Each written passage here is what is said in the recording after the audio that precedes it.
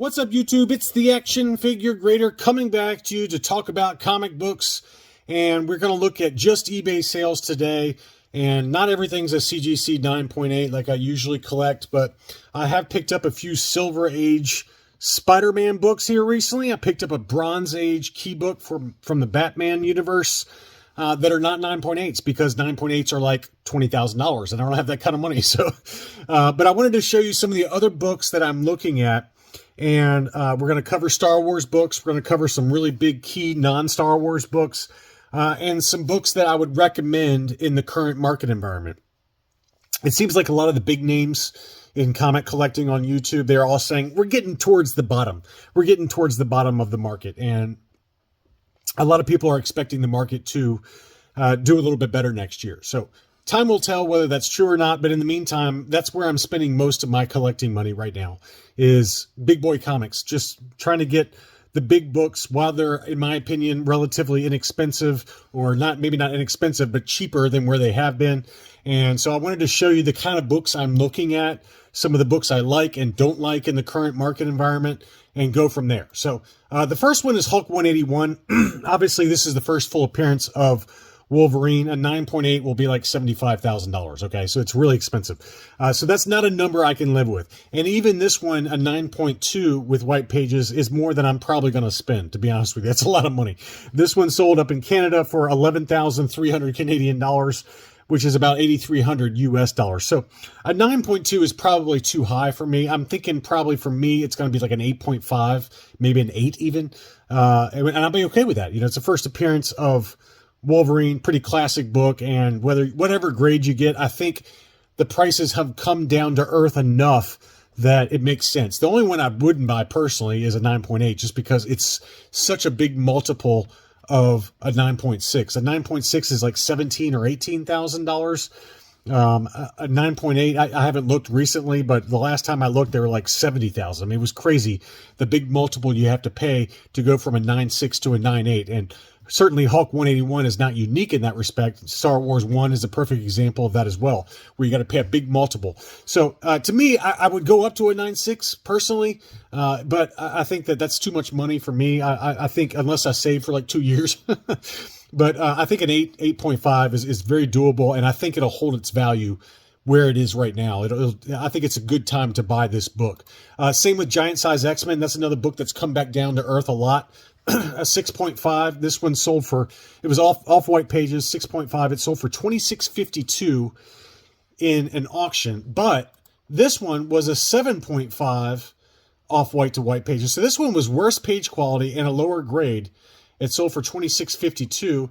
This one was off-white to white, 7.5, and it sold for less. It sold for $25.02. So I can't make heads or tails of why that is, because both of them were not fairly recent grades. There was no like obvious condition issues that I could tell looking at the slabs.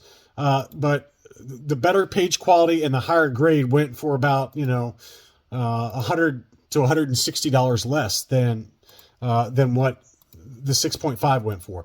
But I do think that this is a good book, and probably this is about the grade range I'm going to look for if I decide to get it. It's like 6.5 to 8, somewhere in that ballpark. I just think now is a good time with how much the prices have come down on that book. Another one I'm looking at that I think has come down a lot is the Neal Adams famous Batman number 251 from 1973. This book is important. I mean, obviously, if you know comics, you know that this book, you know this cover very well. It's a timeless kind of classic cover. But this is actually an important book interior-wise, because this is really the first time that the Joker was depicted as a homicidal maniac. Whereas a lot of the old Golden Age and Silver Age comics for Batman, the Joker was more comical, more like comic relief, and more kind of funny or clumsy. And it wasn't kind of like the homicidal maniac that we know today from all the modern movies. So I think that this is an important book, and I love the cover. I love Neal Adams. I just picked up Batman 232, which is another Neal Adams cover from this same era. That's the first appearance of Ra's al Ghul. Another classic cover. I picked that one up in a 9.2 white pages, but that's about the same grade range. I'd like to pick that one up. Pick up Batman 251 is like a 9.92, somewhere in that ballpark. This one sold for $13.50 off white to white pages. So pretty good deal there. My 9.2 is in white pages, so I would like to get the 251 in white pages. So we'd probably looking at more like $1,600 to $1,700 in a 9.0. Which is about the where I'd go. I'd be willing to go to that with some financial discipline. But that's an important book, and I think it's a good time to pick that one up. But the one that's not a good time to pick up is Batman 227. I've talked about this in recent videos. This book continues to go nothing but straight up, and I can't figure out why. Obviously, it's a classic cover, so there's that.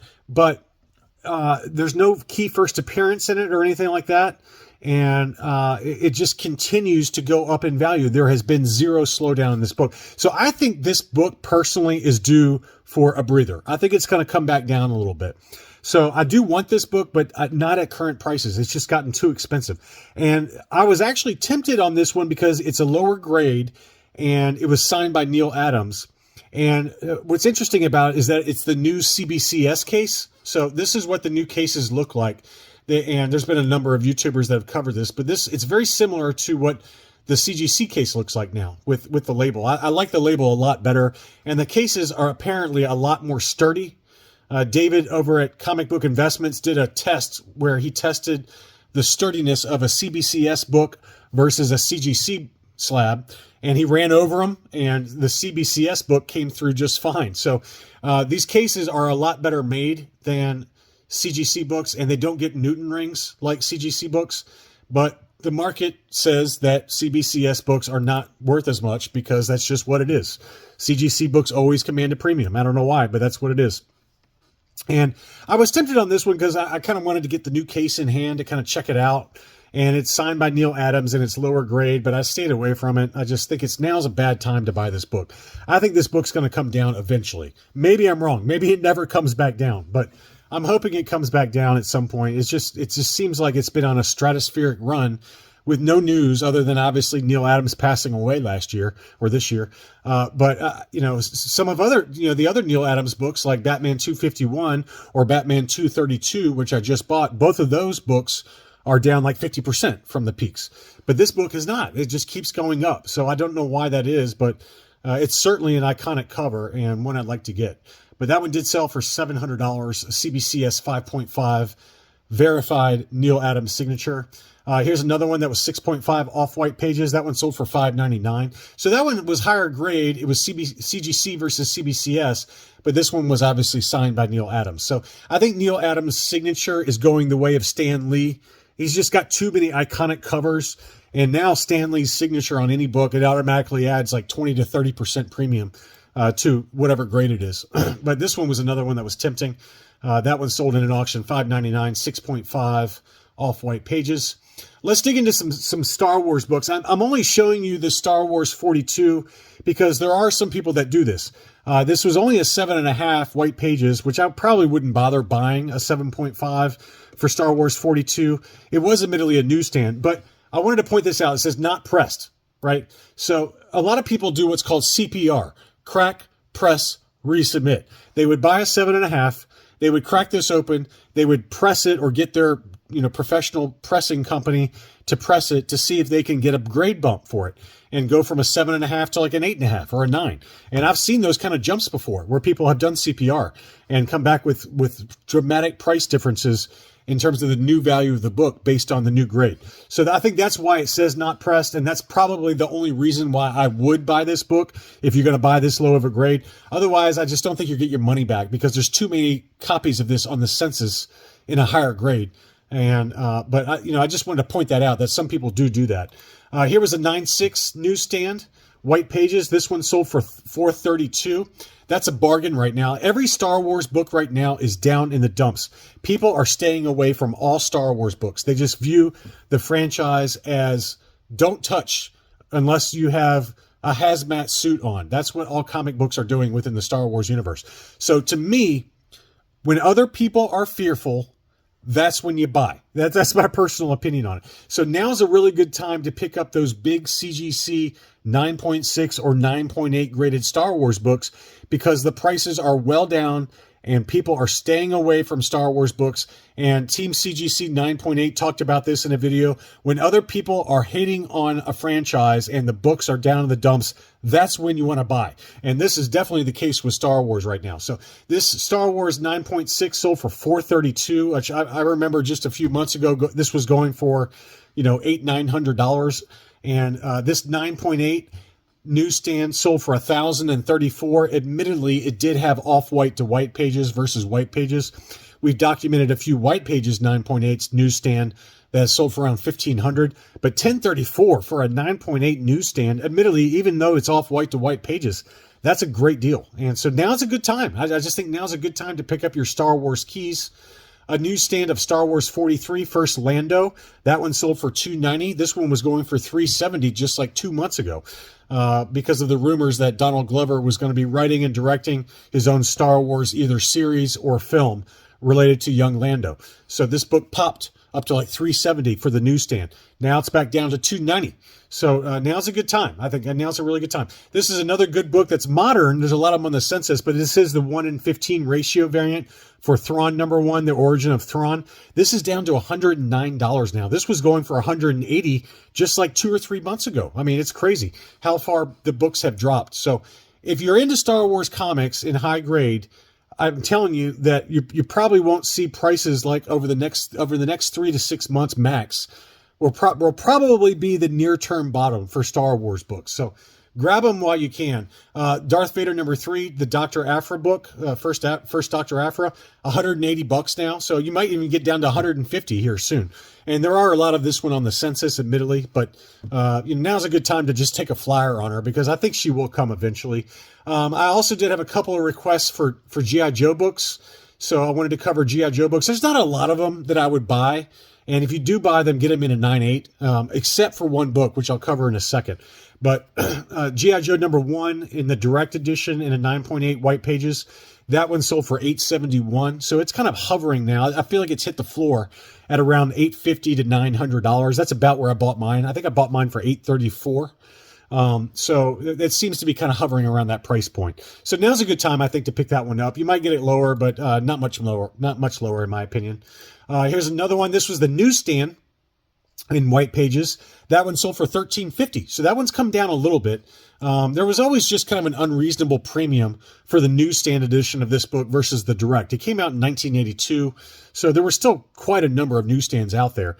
And it had been going for kind of like $1,600. It was up to like $3,000 at one point. And then it was kind of recent highs were more like $1,600. But right now it's at $13.50 is what this one sold for. Which is a little bit closer to the premium that I would associate for the direct versus the newsstand. But so that's a good one. Here's another one that I would consider below a 9.8, and that's G.I. Joe #21, the first appearance of Storm Shadow. That book is really expensive in a 9.8, even now. And there's one that's off-white to white pages in a 9.8 on Comic Link that I will cover in a market update at some point, and it's already at almost $2,000 already, and it's off-white to white pages. It's not even white pages. So this is one I would consider in a lower grade, like a 9.4 or a 9.6. Probably a 9.6 would be the way to go. This 9.4 with white pages sold for $600. Here's another one that I would consider. This is a good buy right now. I think I would look at this one.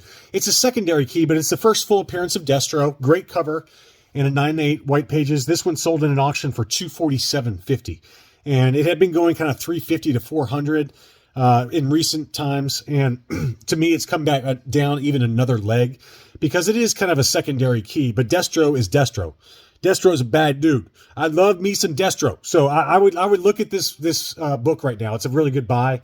So other amazing Spider-Man books that I would look at right now, they seem to be really low.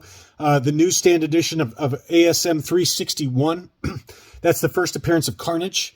And that book has come back down to earth a little bit. It's like $480, which is what this one sold for, up to about $550. I would not get the direct. I would only get the newsstand because there are so many of them for both. But the newsstand is where I'd go on this one. And now's a good time to buy that book. Another one, I wanted to show these because they're just so crazy. But these had the Mark Jewelers insert, and they were newsstand editions. ASM 313, it's not really a major book. In a direct edition, a standard direct edition, this is like a $100 book max in a 9.8. But These had the rare Mark Jewelers inserts, and I wanted to show the crazy prices on those. And if you're asking me what Mark Jewelers inserts are, they were little inserts that were included where, and these books were sent to U.S. Armed Force bases, and it allowed the soldiers to order their jewelry for their significant others back home using these inserts that were inside. They were like mini jewelry catalogs that were inside these books. So they're very rare because they were only sent to Army bases, and they're very, very expensive. And this one is not an expensive book, but because it had the Mark Jewelers insert, it sold for $16.06, which is crazy. This ASM 312 in a newsstand, Mark Jewelers, sold for $15.75. A regular direct edition of this is like $150 max. So it's a huge premium for those Mark Jewelers inserts. Here's one I would consider also, and that's ASM 239. This is the first battle between Spider-Man and Hobgoblin. Again, this is another one I'd only get in the newsstand edition. This is well down. This one was going for like $260 to $325. This one sold in an auction for $215. That is a bargain of a deal for a fairly early 1983 book. And a fairly key book. You know, it's the first fight between Spider-Man and Hobgoblin in a newsstand edition. So again, ASM 361 and 239, I would only look at the newsstands because the direct editions, there's so many of them out there. Another one I wanted to show you is ASM 200 in either a direct or a newsstand. I think now's a good time to buy that book. That's come down a lot. This one sold for $238. For the longest time, I was always thinking this was $300. So it's taken another leg down in price. It's The Origin of Spider-Man Retold. So that's a good book and a great cover. And then finally, ASM 316. This is the first kind of major cover appearance of Venom. Pretty awesome cover from Todd McFarlane. And this one sold for $545 in a 9.8. Now, admittedly, it had off-white to white pages. I wouldn't spend this much. I wouldn't spend $545 on off-white to white. I would spend $545 on white pages, but off-white to white, this one probably should have sold for more like $450 at max. 20% discount because of the off-white to white. So, but I do think that ASM 316 in a direct edition for around $550 is a good time to buy this book. I think that this one, you know, it's fairly modern. You know, it's kind of late 80s. But I just think that there's always going to be demand for this book. It's just one of those awesome covers that I have one in my collection, and I couldn't be happier with it. So anyway, just wanted to kind of give you a snapshot of what's out there on eBay for not only 9.8s, but some of the other key books that I've been watching. I hope you enjoyed the video. Thanks for watching, and I'll be back soon.